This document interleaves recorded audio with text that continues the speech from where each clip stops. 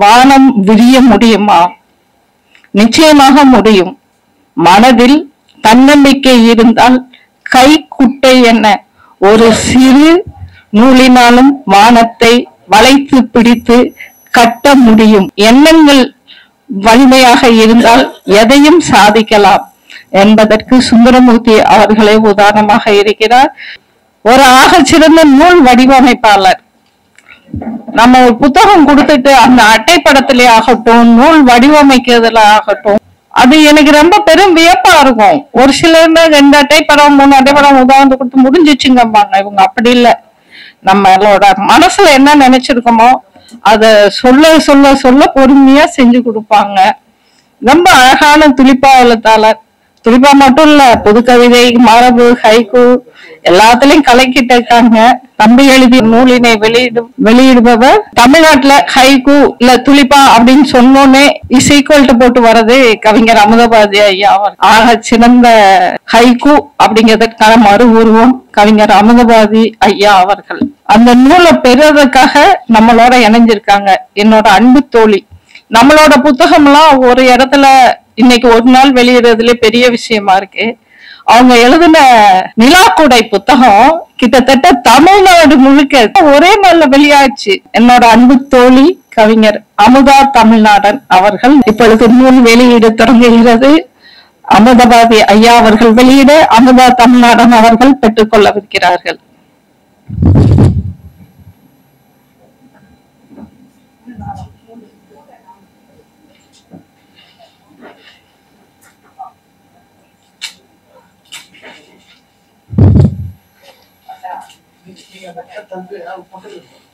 சுந்தரமூர்த்தி அவர்களின் உறவுகள் அனைவரும் வருக.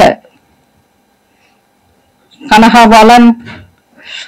இந்த நூலோட அட்டைப்படம் பாத்தீங்கன்னா அந்த கைக்குட்டையில் வானம் அப்படிங்கிற தலைப்புக்கு ஏத்த மாதிரி ஒரு குழந்தை அழகா அந்த கைக்குட்டைய விரிக்குது. அந்த கைக்குட்டை முழுக்க வானம் ஃபுல்லா நிறைஞ்சிருக்கான். வானத்துல இருந்து நட்சத்திரமாகட்டும் இந்த பிரபஞ்சமே வெளிவந்த மாதிரி இருக்கு அப்படின்னு சொன்னாங்க என்னோட பேத்தி இந்த அட்டைப்படத்தை பார்த்துட்டு.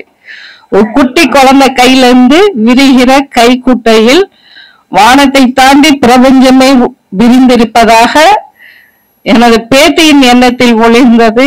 அவ்வகையில் தலைப்பை மொத்தமாக பிரதிபலிக்கும் வகையில் அட்டைப்படம் வடிவமைத்து இருக்கிறார்.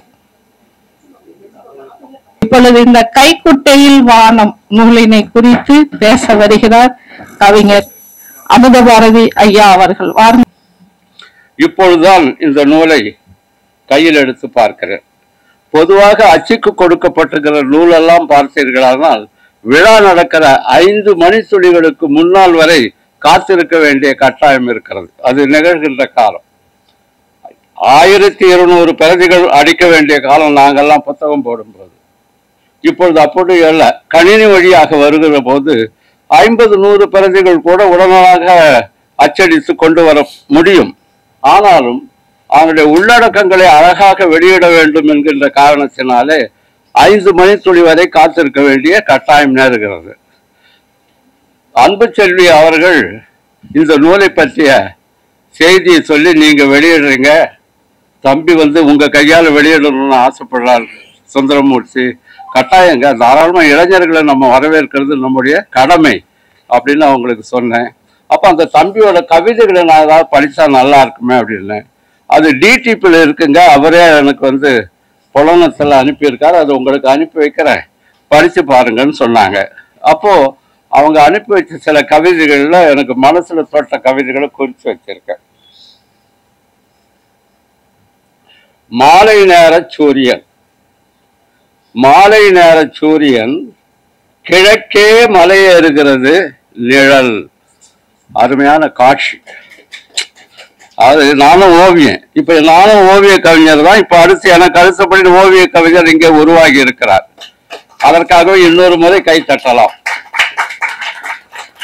எனக்கெல்லாம் முன்னோடி நாமக்கல் கவிஞர். அவரெல்லாம் முதல்ல ஓவிய கவிஞரா இருந்தாரு. அது பிறகு நான் வந்தேன். அப்புறம் பல பெரியவர்களுக்கெல்லாம் வரைஞ்சுன்னு வச்சுங்க.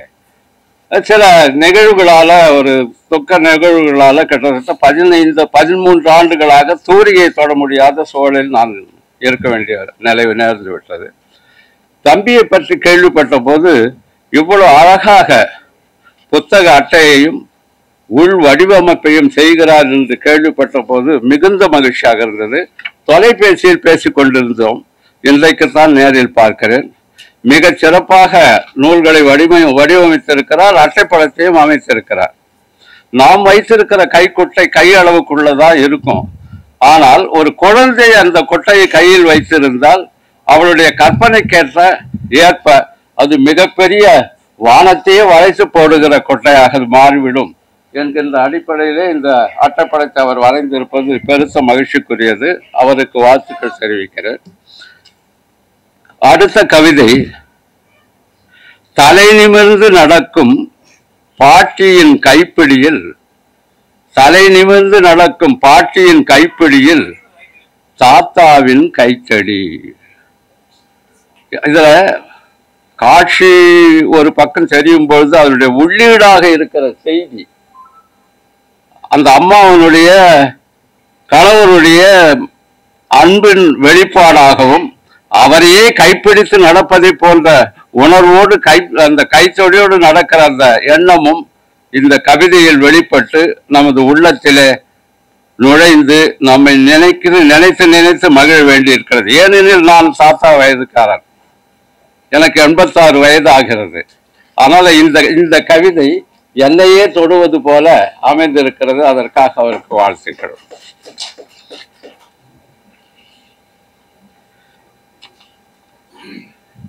நாம தான் இந்த தன்னலத்தோட வாழ்ந்துகிட்டு இருக்கோம். இயற்கை எப்பொழுதும் தனது சொந்த நலத்தை நினைக்கிறது இல்லை, எல்லோருக்காக தான் செய்கிறது. அதை குறிப்பிடுற மாதிரி இன்னொரு கவிதை, கஞ்சன் வீட்டு கிணறு. கஞ்சன் வீட்டு கிணறு நிறைந்து கொண்டே இருக்கிறது. அது கடன் கொடுத்த அந்த வட்டியை வாங்கி நிறைச்சிக்கிட்டு இருக்கானோ அப்படின்னு கூட நினைக்கலாம் நகைச்சுவையா. ஆனா இங்கதான் ஒரு திடீர்னு பெரிய லெவலுக்கு போகுது 3வது வரி. அதாவது ஐக்கூனுடைய தனித்தன்மையே அந்த 3வது வரியில் தான் இருக்கு. அப்படி பார்க்கிற பொழுது இந்த கவிதையில 3வது வரி பாருங்க, கஞ்சன் வீட்டு கிணறு நிறைந்து கொண்டே இருக்கிறது, யார் யாருக்கோ பெய்த மழை. இயற்கை எல்லோருக்குமானதுங்கிறத இதுல உறுதிப்படுத்துறார். இதுல சென்றியூனு நகைப்பாவை பற்றி நம்ம தமிழஞ்சன் அவர்கள் சொன்ன மாதிரி, நகைத்துளிப்பா மாதிரி, நெஞ்சு வலி என்றவனுக்கு இரட்டை ஆயுளை கொடுத்தது நீதிமன்றம். இறந்து போற நிலைக்கு இருக்காங்கிற போது ஏதோ ஒரு குற்றச்சாட்டுக்காக நீதிமன்றம் இரட்டை ஆயுள், அப்புறம் இறந்து போறவனுக்கு 2 ஆயுள் கொடுக்குதுன்னா அதுக்கு பாராட்டப்பட வேண்டியதுதான் நகைப்பாவாக அமைந்திருக்கிறது. சரி, இன்னொரு அழகிய காட்சி. நான் ஓவியனுங்கிறதுனால அந்த காட்சியை மனக்கண்ணால பார்த்து ரொம்ப ரசித்தேன். தேங்கிய நீர் விழுந்த குழியில் நடுங்கியபடி மழைக்கால நிலா. அழகா இருக்குதுங்க.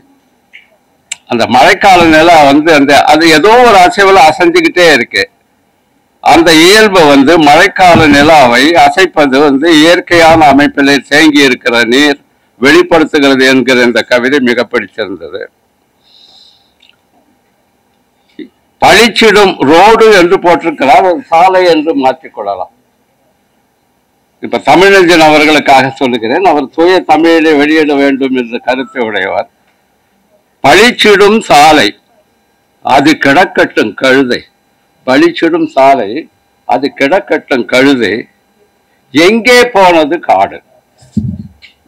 எவ்வளவு அற்புதமான விஷயம். ஏன்னா இன்றைக்கு காடு இல்லாததுனாலதான் நாடு படாத பாடுபட்டு கொண்டிருக்கு. ஏன்னா உங்களுக்கு அந்த ஓசோன் படலமே கிழிப்பட்டிருக்குன்னு சொல்றதுக்கு அடிப்படை காரணம் காடு அழிந்து போனதுதான் என்று விஞ்ஞான வகையிலே எல்லோரும் வெளிப்படுத்துகிறார்கள்.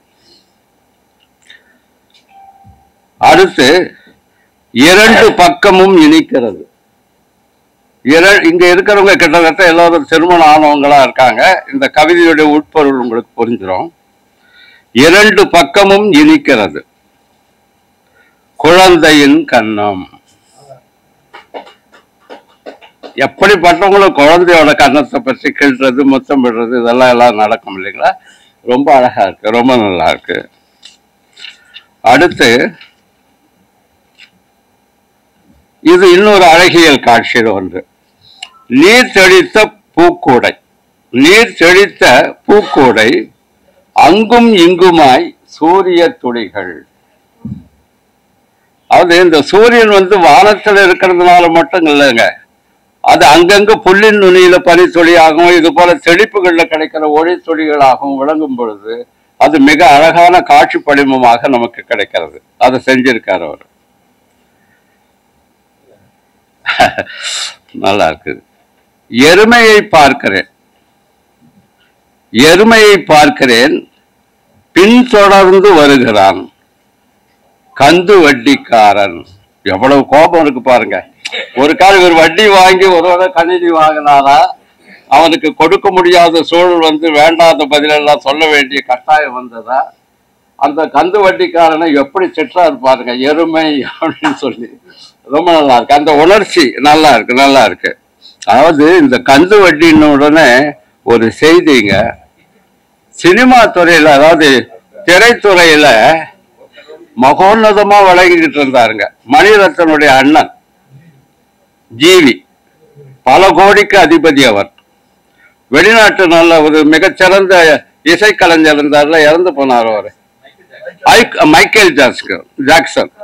அவருக்கு 40 கோடி ரூபாய் கொடுப்பதாக சொல்லி சென்னையில் அவரை வைத்து விழா நடத்துவதற்காக விருப்பப்பட்டவர். ஓரளவு அதில் வெற்றியும் கண்டார். போவதற்குள்ள இவர் போயிட்டார். அப்படிப்பட்ட ஜீவி இந்த கந்து வண்டியினாலேயே தற்கொலை செஞ்சுக்கிட்டார். பல பேர் கேள்விப்பட்டிருப்பீங்க. ஆக இந்த கந்து வண்டிக்காரனை எருமைன்னு சொல்றது நானும் வரவேற்கிறேன். இந்த வண்டியில மாட்டிக்கிட்டோம்னாங்க, அது இன்னொன்று அதான் பாருங்க பாருங்க, சரியா இருக்கு, சரியா இருக்கு. இவரு அப்படியா, அந்த கவிஞர் பக்கத்துல. சரி, அதாவது நான் என்னோட ரொம்ப நெருக்கமா நான் பழகி சுரதா அவர்கள் இருந்தாருங்க. கவிஞர் துரை வசந்தராசனுக்கு நல்லா தெரியும். எனக்கு 53 ஆண்டுகள் தொடர்ந்த பழக்கம். அவர் சென்னையில் இருக்கின்ற காலத்துல எல்லாம் பெரும்பான்மை என்னுடைய அறையை தான் அவருடைய ஆபீஸ் ரூம் மாதிரி பயன்படுத்துவார். அப்படி ஏன்னா அங்க அவர் வந்துட்டாருன்னா அது ஒரு பெரிய மகிழ்ச்சிக்குரிய இடமா மாறி இருக்கும். எல்லாரும் கவிதை பேசுறவங்க எல்லாரும் வருவாங்க. இப்பொழுது எனது நிலை போலவே அவருக்கு அந்த நிலை நடந்தது. சினிமாவில் இருந்தெல்லாம் ஒன்றும் வருமானம் இல்லை, ஒன்றும் இல்லை. ஆனால் கடைசி வரைக்கும் அவர் கடன்காரனாகவே இல்லைங்க.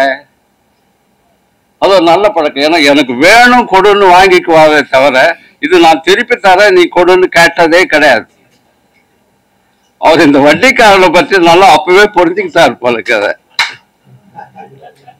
பாருங்க, ஒரு கவிதை எவ்வளவு தூரம் பேச வைக்கிறது பாருங்க. அதாவது கவிதையின் வெற்றி என்பது பல வகையிலே பேச வைப்பதாகவும் நினைக்க வைப்பதாகவும் அமையணும். அந்த வெற்றி எல்லாம் அந்த தம்பிக்கு கிடைச்சிருக்கு.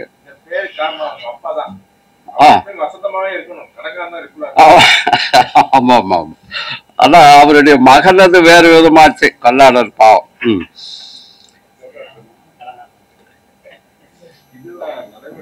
அதே போல இன்னொரு ஒரு நீங்க வீட்டுல பார்க்கலாம். நான் கிராமத்துல பிறந்தவன், இங்கேயும் கிராமத்துல பிறந்தவங்க பல பேர் இருக்கக்கூடும். பார்த்தீங்கன்னா விளையாடுறதுக்கு, ஊஞ்சல் விளையாடுறதுக்கு பெண்கள் ஏதோ ஸ்கூல்ல இதெல்லாம் விளையாடிடலாம். ஆண் பள்ளிகளோ குழந்தை பருவத்தில் இருக்கிற மற்ற குழந்தைகளோ ஊஞ்சல் ஆடணும்னா அந்த வீட்டு கதவில ஏறிக்கிட்டு இப்படி அப்படி ஊஞ்சல் ஆடுவாங்க. அந்த காட்சி ரொம்ப நல்லா சொல்லியிருக்காரு. சேர்ந்து ஆடியவன் விழுந்ததும் ஒதுங்கி கொண்டது ஊஞ்சல் ஆடிய கதவு. இது அந்த கதவோட முடியலைங்க, வாழ்க்கையை சொல்லுது. நம்மோட சேர்ந்து யாரோட சேர்ந்து நாம ஊஞ்சல் ஆடினோமோ நம்ம விழுந்துட்டோம்னு வச்சுக்கோங்க, அவங்க ஒதுக்குங்கிறாங்க. நம்முடைய கதவு தான் அது. ஆனாலும் கூட இவன் விழுந்த போது அது ஒதுங்கி கொள்ளுகிறது என்கிற படிமத்தின் மூலம் வாழ்க்கையை சொல்லியிருக்காரு. இப்படிப்பட்ட கவிதைகள் எல்லாம் இந்த நூல்ல நிறைய இருக்கு. இது முழுக்க நான் படித்த பிறகு மீண்டும் இதுக்கு ஒரு நல்ல செய்திகளா கூட ஒரு எழுத முடியல. மிக்க நன்றிங்க ஐயா. ரொம்ப நன்றி. அடுத்ததாக நம்முடன் பேச இணைகிறார் பெருமனம் கொண்ட பேரெழுத்தாளர் கவிஞர் அமுதா தமிழ்நாடன் அவர்களை வாழ்த்துரைக்க அன்புடன் அழைக்கிறோம். பேராளுமைகள் வீட்டிற்கும் சபைக்கு என்னுடைய அன்பான வணக்கத்தை கூறிக்கொண்டு, ரொம்ப அருமையான நிகழ்ச்சி. ஒரு எழுத்து என்ன செய்யும்னு கேட்டோம்னா, நம்ம அந்த எழுத்தை வாசிக்கும் போதே சொல்றேன், அவங்க யாரு, அவங்களுடைய சிந்தனைகள் என்ன, அவங்க எப்படி இயங்கிக்கிட்டு இருக்காங்கிறது அந்த தலைப்புலயே தெரிஞ்சிடும். தம்பி வச்சிருக்காங்கள பாருங்க பேரு, கைக்குட்டையில் வானம். ஒரு தன்னம்பிக்கையை கொடுக்கின்ற அழகான வரி. அவருடைய உயரம் தெரியுது, அவருடைய எழுத்தோட உயரம் தெரியுது. பின்னாடி அவர் சொல்லியிருக்காரு பாருங்க, ஏன், எதற்கு, எப்படி என்ற கேள்விகளோடு அவற்றை கையாளுங்கள். நிச்சயமாக கைக்குட்டை கவிதைகளில் ஒன்றில் உங்களுக்கு ஒரு வானம் தெரியும் நம்பிக்கையோட. அவரு நமக்கு நம்பிக்கை இது. உலக வாழ்க்கையும் அப்படிதாங்க. ஏன், எதற்கு கேள்வி கேட்பான். எப்ப கல்யாணம், அப்புறம் எப்ப குழந்தை, அப்புறம் எந்த ஸ்கூல்ல சேர்க்க போறீங்க, இந்த குழந்தை என்ன படிக்க போகுது, என்ன மார்க்கு, எந்த வயசுல கல்யாணம், திருப்பி என்ன குழந்தை. இதுதான் இந்த கேள்விகள்ல சுழண்டு கொண்டிருப்பதுதான் மனித வாழ்க்கை. அததான் அழகா கொண்டு கவிதையில குட்டி கொடுத்திருக்காரு. ஏன், எதற்கு, எப்படி இந்த கேள்வி நீங்க அதாவது அனலைஸ் பண்ண ஆரம்பிச்சீங்கன்னா வானம் உங்களுக்கு ஒரு கைக்குட்டை மாதிரி ஆயிடும்னு அழகா சொல்லியிருக்காரு. கவிதைகள் எல்லாம் இன்னும் வாசிக்கல நானு, இப்பதான் இந்த புத்தகம் கைக்கு வந்தது. ஒரு கவிதை ஒண்ணு முகநூல்ல படிச்சேன். அவருடைய கவிதை எல்லாம் பாத்தீங்கன்னா 3 வரி 4 வரி தான். ஹைகோவை விட அப்படியே சுருக்குன்னு இருக்கும். பெண் என்பவள் யாதும் மாணவள் அல்ல. நம்ம நினைச்சிட்டு இருக்கோம், நம்ம எப்படி வளைச்சாலும் கல்யாணம் பண்ணி கொடுத்தோம்னு வச்சுங்களேன், எடுத்தோன்னே என்ன பண்ணுவாங்க தெரியுமா, எங்க அம்மாவுக்கு இதெல்லாம் பிடிக்கும், எங்க அப்பாவுக்கு இதெல்லாம் பிடிக்கும், நீ இந்த மாதிரி எல்லாம் நடந்துக்கோ, அம்மா கறி வருவா, என் பிள்ளைக்கு இதெல்லாம் பிடிக்கும், காரம் கம்மியா போட்டு அவனுக்கு சமைச்சு கொடு, காஃபி சூடா குடுத்தீனாதான் குடிப்பான், தண்ணி பாத்திரத்தோட அமைப்புக்கு ஏற்ப தன்னை தகவமைத்துக்கலாம். அந்த மாதிரிதான் ஒரு பெண்ணை எல்லாருமே நினைக்கிறாங்க. அத சுந்தரமூர்த்தி, அன்பு தம்பி சுந்தரமூர்த்தி அழகா, பெண் என்பவள் யாதுமானவள் அல்ல, அவ இயல்புக்கு அவளை விடுங்களேன். என்ன ஒரு அழகான இது பாருங்க. எல்லா ஆண்களுமே இந்த மாதிரி நினைக்க ஆரம்பிச்சிட்டாங்கன்னா பாலின சமத்துவம், பாலின பேதமே இல்லாம நேற்று எல்லாருமே உலக மகளிர் தினத்தை ஏகோபித்த விதமா கொண்டாடிக்கிட்டு இருந்தாங்க. அதுல எனக்கு உடன்பாடே இல்லை. ஐயா நிகழ்ச்சியிலேயே நான் இதைதான் சொன்னேன். மகளிர் தினம் கொண்டாடுவதில் எனக்கு எந்த விதமான இதுவுமே கிடையாது. அந்த மகளிர் தினத்தை எல்லாரும் கொண்டாடிக்கிட்டு இருக்கும் போது எனக்கு ஆத்திரம்தான் வரும். ஏன்னா நிர்பயாவாகட்டும், எத்தனை குழந்தைங்க மண்ணுக்குள்ள புதைஞ்சு கிடக்குறாங்க. வன்புணர்வு, பாலின, ஏன்னா வேலையே பயிரமைகிற மாதிரி இப்ப இது ட்ரெண்ட் ஆயிட்டு இருக்கு. ஆண் வாத்தியார்கள் மூலமாக பெண் குழந்தைகள் சிதைக்கப்படுகிறார்கள். இது ஒரு பக்கம் ட்ரெண்ட் ஆயிட்டு இருக்கு. இன்னொரு பக்கம் என்ன ட்ரெண்ட் ஆகுதுன்னா, வன்புணர்வு, பாலியல் கொடுமைகள்லாம் ட்ரெண்ட் ஆகிற மாதிரி.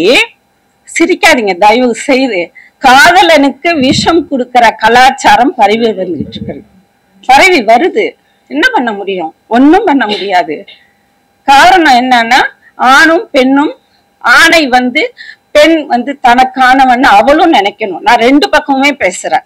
பெண் தான் உயர்ந்தவள், பெண்ணை நீங்க மதிக்கணும்னு நான் சொல்லலாம். ஆணுக்கும் மரியாதை கொடுக்க வேண்டும், ஆணுடைய உணர்வுகளுக்கும் நான் மரியாதை கொடுக்க வேண்டும். அந்த மாதிரி வந்தாதான் இந்த நாட்டுல எந்த விதமான பிரச்சனையோ பாலின பேதம் எல்லாமே சரியாகும். தம்பியோட ஒரே ஒரு கவிதை, விற்று தீர்ந்த மீன்காரி தூக்கி சுமக்கிறாள், விற்று தீர்ந்த மீன்காரி தூக்கி சுமக்கிறாள் சூரியனின் பிம்பத்தை. அந்த வெற்று கூடையில சூரியன் உக்காந்து போறத கண் முன்னாடி காட்சி. அதுதாங்க ஒரு கவிதையை நமக்கு வாசிக்கும் போது, அந்த கவிதைக்கு எது தெரியுமா வெற்றி? ஒரு கவிதையை நம்ம வாசிக்கும் போது நம் கண் முன்னாடி அந்த பிம்பம் காட்சியாக வரணும். அதுதான் அந்த கவிதைக்கான வெற்றி. அவ்வளவு அழகா சொல்லியிருக்காரு பாருங்க. இன்னொரு கவிதை பாருங்க, கூட்டில் காகம் கத்தி திரும்பியதும் குயில். இன்னொரு கவிதை, நிலை தடுமாறி கையில் விழுந்ததும் மறைந்தது பனி. பனித்துளி கையில விழுந்த உடனேயே அது என்ன செய்யும்? காணா போயிடும். நம்ம பெரும்பாலும் நிறைய மேடைகள்ல ஐயாவோட கவிதையை நம்ம சொல்றோம். இந்த காட்டி எந்த மூங்கில் புல்லாங்குழல், எத்தனையோ பேர் சேர்ந்து இழுத்தும் சேரிக்குள் வரவே இல்லை தேர், இது வந்து குடந்தை ஆடலரசன். அப்புறம் வந்து எங்க ஊரு மருதநிலத்து மண்ணுக்கு சொந்தக்காரர் இளம்பிரையோட ஃபேமஸான கவிதை. அவங்க அந்த காலகட்டத்துல அவங்க வாழ்ந்த காலத்துல எழுதின கவிதை. அம்மா அடுப்பை பற்றவை குளிராவது காயலாம், இதெல்லாம் ஒரு ஃபேமஸ். ஆனா ஒரு அருமையான சமூகத்துக்கு சாட்டையடி கொடுக்கின்ற ஒரு கவிதை. கொடி கொடுத்தீர்கள், குண்டூசி கொடுத்தீர்கள், சட்டை எங்கே? அது எழுதின ஐயா தமிழ்நெஞ்சன் ஐயா உட்கார்ந்துருக்காங்க. அது எல்லாருக்கும் தெரியணுங்கிறதா. இது வந்து சமூகத்தின் மீதான நம்மளுடைய ஒரு பார்வை. இது ரொம்ப எனக்கு ரொம்ப பிடிச்ச கவிதை. இது எந்த காலகட்டத்துல எப்ப எழுதுனாங்கன்னு தெரியல, இன்னமும் நிலைச்சிருக்கு பாருங்க. அதுதான் வந்து ஹைக்கூக்குள்ள ஒரு வீரியம். நம்ம 100 மரபு கவிதை எழுதினாலும் சரி, 1000 புது கவிதை இருந்தாலும் சரி, நம்மளை இன்னொரு நம்ம இல்லாத இடத்துல நம்மளை பத்தி பேச வைக்கிறதான பலம் வந்து இந்த ஹைக்கூக்கு உண்டு. ஆகையால் எல்லோரும் ஹைக்கூவின் மீதும், ஹைக்கூ கிடையாது ஐயா இலக்குவனர் ஐயா சொன்ன மாதிரி ஹைக்கூ என்ற இனிமேல் சொல்லி பழகுவோம், நிறைய எழுதுவோம்.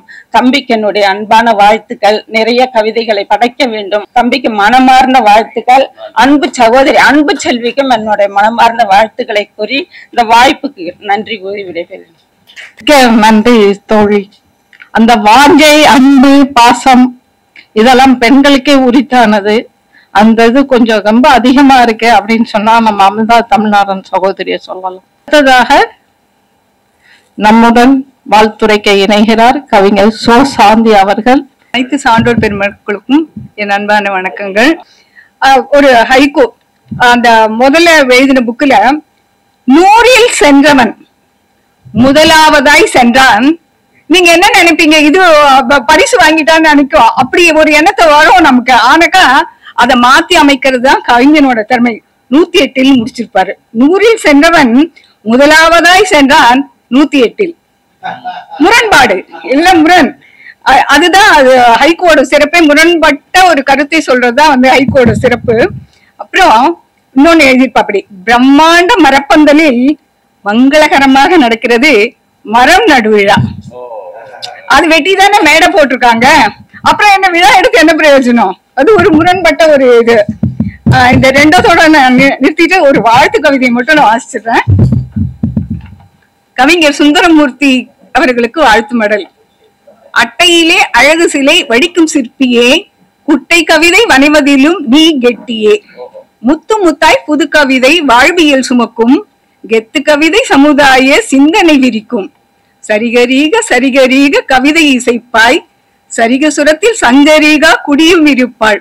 கற்பனை காதலி சஞ்சரிகா தெரியும், நிறைய பேர் கவிதை படிச்சு உங்களுக்கு தெரியும் அவரோட கவிதை. காதலாக அழைப்பாயே சஞ்சரிகையை, நாதன் கவியில் நடமிடுவாள் நங்கை மேனகை. பேசுதற்கு துணையாயும் மனசே மனசே, நேசக்கார மனதுக்கிள்ளி நிகரே நிகரே. சுந்தரமாய் கவிதை தீட்டும் சுந்தரமூர்த்தி, செந்தமிழால் பெற்றுவிட்டாய் கவி எனும் கீர்த்தி. கைக்குட்டையில் வானம் கட்டும் கவிதைக்காரா, வைக்கட்டு முன் ஆயுளைத்தான் ஆண்டுகள் 100ஆய். சீர்பெற்ற சிந்தனையில் செல்வந்தனானாய், ஊர் போற்ற வாழ்மகனே உயர்ந்த கவிஞனாய். இந்த அரிய வாய்ப்பிற்கு நன்றி கூறி விடைபெறுகிறேன். நன்றி, வணக்கம். ஹைக்கூக்கான வாழ்த்துறை ஹைக்கூ மாதிரியே சுருக்கமா முடித்து கொண்ட கவிஞர் சோ சாந்தி அவர்களுக்கு மிக்க நன்றி. அடுத்ததாக வாழ்த்துரைக்க வருகிறார் கவிஞர் கனகாபாலன்.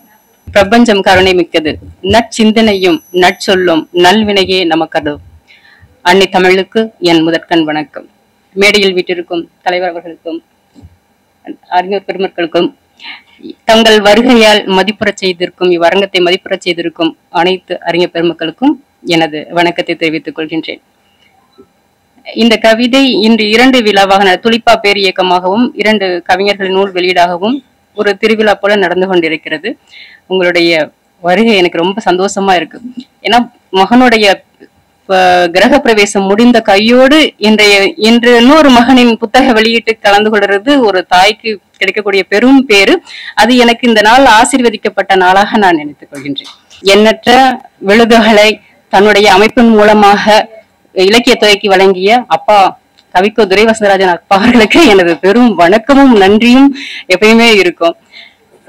இந்த கவிதை புத்தகத்துல ஆனா கொஞ்சம் கொஞ்சம் இது அட்டைப்பட வடிவமைப்பு எல்லாமே வந்து எனக்கு அடிக்கடி வந்துருந்தான். இது ரொம்ப லேட்டு, 3வது புக்கு. 2 வருஷமா இதோ அதோன்னு சொல்லிட்டு அவர் ரொம்ப தாமதப்படுத்திட்டாரு. இத்தனைக்கும் நம்ம மாதிரி கவிதை எழுதிட்டு யாருகிட்டயோ வடிவமைப்புக்கோ இல்ல யாரையும் உள்ள வடிவமைப்புக்கோ கொடுக்க வேண்டிய அவசியமே அவருக்கு கிடையாது. எல்லாமே தெரிஞ்சிருந்தாலும் கூட அவர் ரொம்ப தாமதப்படுத்திட்டாரு. சின்ன வருத்தம் இருக்கு. ஆனாலும் ஒன்னு நினைச்சுக்கலாம் இல்லையா, எது எப்ப நடக்கும்னு ஒண்ணு இருக்கு இல்லையா, அது அவருக்கு சரியான நேரத்துல இன்னைக்கு வெளியீடு கண்டிருக்கு. வாழ்த்துக்கள் சுந்தர். இப்போ எடுத்து வாசிச்ச உடனே எனக்கு ஒரே ஒரு கவிதை தான். அடிபட்ட சிட்டுக்குருவி சுற்றி சுற்றி வர சிரித்தபடியே புத்தன். ஒரு நாள் போல ஒரு நாள் இல்லாத இந்த வாழ்க்கையில அடுத்தது என்ன நடக்குமோ இல்ல அடுத்து நம்ம என்ன செய்யணுமோங்கிற ஒரு இக்கட்டான நிலை நமக்கு இருக்கும். அப்போ நம்ம என்ன பண்ணுவோம், ரொம்ப குழம்பிப்போம். அதுக்கான முயற்சிகள் அதை சீர் செய்யும் பொருட்டு நம்ம என்னென்னவோ முயற்சிகள் செய்து பார்த்தாலும் கடைசியில அது நம்ம நினைச்சதை விட சிறப்பாவே அமைஞ்சிருக்கும் இல்லையா. அதுக்காக என்ன நடந்தாலும் நடந்துட்டு போகட்டும் இந்த வாழ்க்கையில, நான் வெறுமனே வேடிக்கை மட்டும் பார்ப்பேன் அப்படின்னு நம்மளால இருக்க முடியுமா? இருக்கவே முடியாது. ஒரு மனம்ங்கிறது ரொம்ப அலைக்கழிகிறது, ஒரு அமைதியிலே இருக்காது. அதுதான் சொல்லுவாங்க ஞானத்துல எல்லாம் வந்துட்டு, என்ன நடந்தாலும் சரி நீ வேடிக்கை பார்த்துட்டே இரு, அந்த கவலைகள்ல நம்ம பார்த்துக்கிட்டே இருந்ததுன்னா அது தன்னை கடந்து போயிரும் அப்படிங்கிறது சொல்றது உண்டு. ஆனா எல்லாராலையும் அதை கடைபிடிக்க முடியுமான்னு சொல்ல முடியாது. அதைத்தான் இவர் தத்துவமாகவும் இருக்கு இந்த கவிதை. அடிபட்ட சிட்டுக்குருவி சுற்றி சுற்றி வர சிரித்தபடியே புத்தன். இந்த அடிபட்ட சிட்டுக்குருவிய நான் துயர் மிகுந்த மனமா நினைச்சுக்கிட்டேன். துயர் மிகுந்த மனம் என்னாகும், அதுக்கு வலிக்கும். தனக்கு யாராவது ஆறுதல் சொல்ல மாட்டாங்களா? யாராவது வா நான் உன்னை பாத்துக்கிறேன் அப்படின்னு சொல்ல மாட்டாங்களா? அப்புறம் அவங்களுக்கு தெரிஞ்ச ஒரு மஞ்சளோ தேங்காய் எண்ணெயோ அந்த காயத்துக்கு அவங்க மருந்து தடவ மாட்டாங்களான்ட்டு அது ரொம்ப தேடல் கொண்டதா இருக்கும். அப்போ அதோடைய குழப்பங்கள் எல்லாம் என்ன ஆகும், நம்ம மனசுல எண்ணங்களை மாறி மாறி வரும். அதை பார்த்துட்டு சாதாரண நம்ம என்ன பண்ணுவோம், அதுக்கான ரொம்ப இது எப்படி நம்ம மாத்துறது அப்படிங்கறதா இருப்போம். ஆனா அந்த புத்தர் சொல்றாரு இல்லையா, சிரித்தபடியே புத்தன். புத்தருக்கு ஒரு தூசு துரும்புகள் கூட அண்டாத ஒரு அரண்மனை வாழ்க்கையில தன்னுடைய இன்னுயிர் மனைவியையும் அவருயிர் மகனையும் கூட பொருட்படுத்தாமல் அவர் தன்னுடைய துறவரத்தன்மை ஏற்று வந்தவர். அவர்கிட்ட போய் இந்த பறவை, அடிபட்ட பறவை, அவர் காட்சியா பார்த்தோம்னா அவர் அமைதியான ஒரு நிலையில இருக்காரு. அவர்கிட்ட போய் இந்த பறவை சுத்தி சுத்தி வந்ததுன்னா அவர் என்ன ஏறெடுத்து பார்க்க போறாரா என்ன? கிடையாது இல்ல. அதுக்கு என்ன சொல்றாங்க, அந்த அமைதியா இருக்கிற புத்தரை நம்ம எது நடந்தாலும் அமைதியா இருக்கணும், குழப்பங்களை ரொம்ப வளர்க்க கூடாது அப்படிங்கிற மாதிரி இவர் ஒரு தத்துவார்த்த சிந்தனையை இந்த கவிதையில நான் படைச்சிருக்கிறாரோ அப்படிங்கிற மாதிரி எனக்கு தோணுது. ரொம்ப பிடிச்ச கவிதை எனக்கு. அடிபட்ட சிட்டுக்குருவி சுற்றி சுற்றி வர சிரித்தபடியே புத்தன். திரும்ப திரும்ப வாசிக்கிறேன். ஒரு நாளைக்கு நான் வாசிப்புக்காக எடுக்கிற அந்த முழு நேரத்தையும் இந்த கவிதை என்னை நகல விடல. முதல் கவிதை தான். ரொம்ப வாழ்த்துக்கள் சுந்தர். அப்புறம் இன்னும் 2 கவிதைகள் இருக்கு. இது பகழியாவும் சொல்வாங்க இல்லையா, 3 முறை அழைத்தாலும் நீதிமன்றத்துக்கு கிடைத்து விட்டான் உத்தமன். அப்ப 3 முறை அழைத்ததும் நீதிமன்றத்துக்கு கிடைத்து விட்டான் உத்தமன். இதுல என்னது அவ்வளவுதானா? அப்போ நீங்க சாட்சியை சொல்லி குற்றவாளியா இருந்தவங்களை ஏத்துறாங்க, கூண்டுல ஏத்துறாங்க. அப்படி சொல்ல கூட அவன் என்ன உடனே அவர் நிரபராதி ஆயிர போறாரு. அவர் உண்மையே சொல்வாருன்னு இருக்கா? சட்டத்தின் ஓட்டைகள் எல்லாம் பணம் என்னும் கோந்து கொண்டு அடைத்து விடுகிறார்கள் இல்லையா? அப்படிங்கிற போது அது சாத்தியமே இல்லாத ஒண்ணு. அவர் பகடியா கூட அதை சொல்லியிருக்கிறாரு. அப்புறம் பரட்டைத்தலை யாரோ மொட்டையடித்து விட்டார்கள் முதிர்ந்த மரத்தை. பரட்டைத்தலை யாரோ மொட்டையடித்து விட்டார்கள் முதிர்ந்த மரத்தை. இந்த கவிதையை நாம் புரிஞ்சுக்கிட்டது, நன்கு வளர்ந்த மரம் அதனுடைய இலையுதிர் காலத்துல இல்ல அதுக்கு அடுத்து அது வளர பட்டு போச்சுன்னு வச்சுக்கோங்களேன். அப்ப அது தேவையில்லைன்னு வெட்டிட்டு போயிடுறாங்க. அப்ப இது மாதிரி நல்லா வாழ்ந்த மக்கள் அவங்களால எந்த பலனும் இல்லை அப்படிங்கிற போது அங்க ஒரு கண்டுகொள்ளப்படாம நிகழுது. அது கிட்டத்தட்ட ஒரு ஒதுக்குதல். அது யாராலையும் தாங்கிக்க முடியாத ஒரு நிலை. அதை தன்னுடைய கவிதைகள் மூலமா பதிவு செஞ்சிருக்கிறாரு சுந்தரமூர்த்தி. இன்னொன்னு, இந்த பறவை குளத்தில் முங்கி எழுந்த பறவை பட்ட மரத்து மேல நீர் தெளிச்சிட்டு போகுது அப்படிங்கிற ஒரு கவிதை வரும். எனக்கு இந்த கவிதை எதுக்கு தான் தெரியல.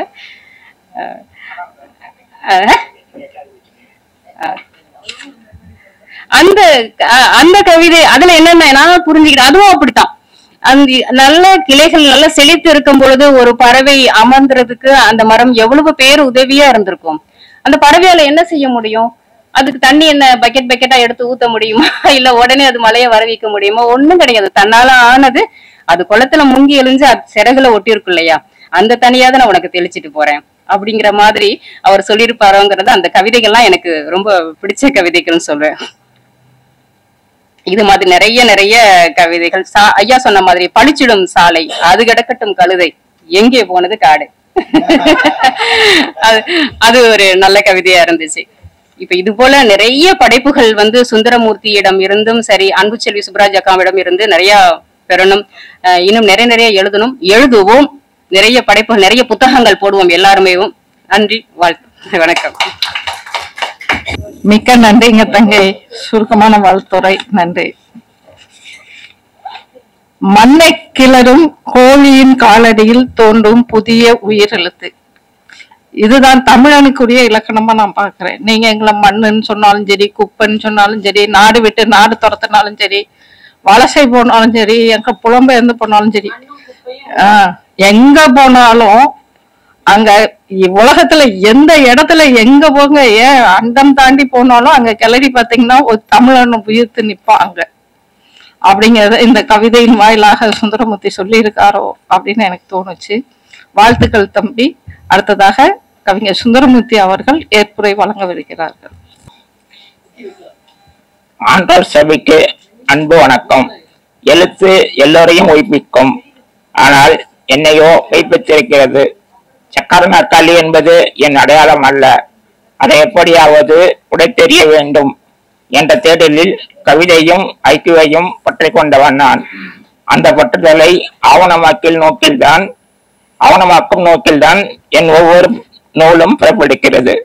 ஆரம்ப காலத்தில் துளிப்பாக்களை படிக்கும் பொழுது அவற்றை படித்த சிலர் நான் எழுதிய கோணத்தை கடந்து பல பல கோணங்களை பகிர்ந்து கொண்டதும் ஐக்கு மீதான பற்றுதலை அதிகரித்தது. ஒரே வானத்தை பார்க்கும் ஒவ்வொருவருக்கும் ஒவ்வொரு காட்சி தெரிவதை போல ஒரு கவிதை வெவ்வேறு காட்சிகளை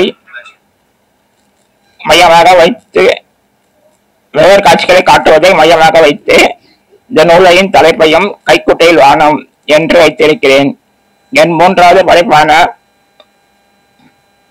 இந்த நூலிற்கு அணிந்திரை வாழ்த்துரை தந்த முக்கணி இதழாசிரியர் அண்ணன் தனபால் அண்ணா அவர்களுக்கும், அன்பின் சங்கமம் அமைப்பாளர் கவிஞர் அன்புச்செல்வி அக்கா அவர்களுக்கும், கவிஞர் அருணாச்சல சிவா அண்ணா அவர்களுக்கும் என் முதல் கண் நன்றிகள். அயராத பணிகளுக்கிடையே என் நூல் அழைப்பை ஏற்று வெளியிட செய்திருந்த ஐக்கு கவிஞர் அமுதபாரதி ஐயா மற்றும் தொடர் நிகழ்வுகள் இருந்த போதும் பிரதியை பெற்று சேமிக்க எனக்காக நேரம் தந்த கவிஞர் அமுதா தமிழ்நாடன் அக்கா அவர்களுக்கும் ஆத்மாத்மான என் நன்றிகளை காணிக்கையாக்குகிறேன். ஒவ்வொரு விழாவும் சிறக்க ஒருவர் அச்சாணியாக இருப்பார். அப்படி இவ்விழாவின் அச்சாணியாக இருந்து விழாவினை சிறப்பாக நடத்தி கொண்டிருக்கும் அன்பு செல்வி அக்கா அவர்களுக்கு நன்றிகளை சமர்ப்பிக்கிறேன். சின்ன சின்ன விஷயங்களில் கூட என் சுயமரியாதையில் கை வைக்காமல் மேடை சமத்துவம் காட்ட உங்கள் இயல்பு கண்டு வியக்கிறேன். அன்பும் நன்றியும் பாராட்டுகளும் அக்கா. அன்பு செல்வி அக்கா அவர்களுக்கு பக்கமாக இருக்கக்கூடிய ஞானபாலன் அண்ணா, வந்து வாழ்த்துறை வழங்கிய கனகாமா, சிவசாந்தி அக்கா மற்றும் எனக்காக நேரம் வசக்கி விழாவில் கலந்து கொண்ட உங்கள் ஒவ்வொருவரின் வாழ்த்துக்களையும் உளமாற ஏற்கிறேன். உங்கள் ஒவ்வொருவருக்கும் மனமார்ந்த நன்றிகள். சிறு கல்லுக்கு கலங்கிய குளம் இப்போது படகை சுமக்கிறது, இனி வானத்தையும் சுமக்கும். மீண்டும் நன்றி அனைவருக்கும். அன்புடன் மூர்த்தி.